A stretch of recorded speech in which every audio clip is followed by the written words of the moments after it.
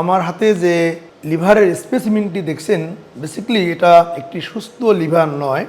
সুস্থ লিভার দেখতে অনেকটা খয়েরি কালার, যেটা আপনারা অনেকেই দেখেছেন, বিশেষ করে যারা নিয়মিত বাজারে যান গরু বা ছাগলের কলিজা কিনেন তাদের ক্ষেত্রে প্রায় দেখেছেন। ওই যে লিভারের কালার এবং দেখতে যেরকম, মানুষের লিভারও প্রায় সেই রকম। তাহলে এই লিভারটা কেন এইরকম হয়েছে সেটি একটি প্রশ্ন। বেসিক্যালি এই লিভারের ভিতরে এই আমার বাম হাতে যে কিডনি ট্রেটি দেখছেন, এই কিডনি ট্রেটির ভিতরে যে স্টোন বা পাথরগুলো দেখছেন, এই পাথরগুলো এই লিভারের বাম অংশের ভিতরে ছিল।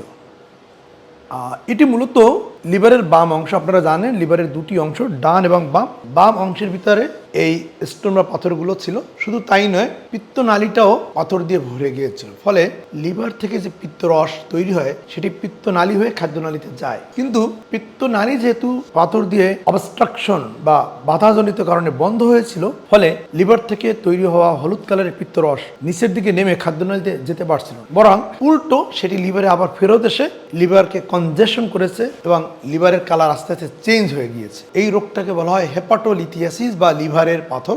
লিভার পাথর হলে সাধারণত পেটের উপরিভাগে, ডান দিকে, ক্ষেত্র বিশেষে বাম দিকে ব্যথা হয়, মাঝে মাঝে ব্যথা পিঠের দিকে যায়, মাঝে মাঝে কাঁপুনি সহ জ্বর আসতে পারে, চোখ হলুদ বা জন্ডিস দেখা দিতে পারে, ক্ষুধামন্দা দেখা দিতে পারে। তখন সাধারণত চিকিৎসকের কাছে গেলে চিকিৎসকরা প্রথম দিকে যে পরীক্ষাটি দিয়ে থাকেন আল্ট্রাসোনোগ্রাম এবং ব্লাডের কিছু পরীক্ষা। সবচেয়ে ভালো যে পরীক্ষা বা লিভারের পাথর শনাক্তকরণের জন্য সেটি হচ্ছে এমআরসিপি করলে সহজেই শনাক্ত করা যায় যে লিভারের পাথর আছে কিনা, থাকলে কি পরিমাণ পাথর আছে। শুধু লিভার নয়, লিভার, পিত্তথলি, পিত্তনালী ও প্যানক্রিয়াসের যে কোনো সার্জিক্যাল সমস্যা শনাক্তকরণের জন্য এমআরসিপি খুবই গুরুত্বপূর্ণ একটি পরীক্ষা। আলহামদুলিল্লাহ, আজকে এই রোগীর আমি অপারেশনটা করলাম। উনি বেশ সমস্যা নিয়ে বিভিন্ন হসপিটালে ঘোরাঘুরি করতেছিলেন। ওনার পেটে প্রচণ্ড ব্যথা, জন্ডিস এত বেশি যে বিলিরুবিন লেভেল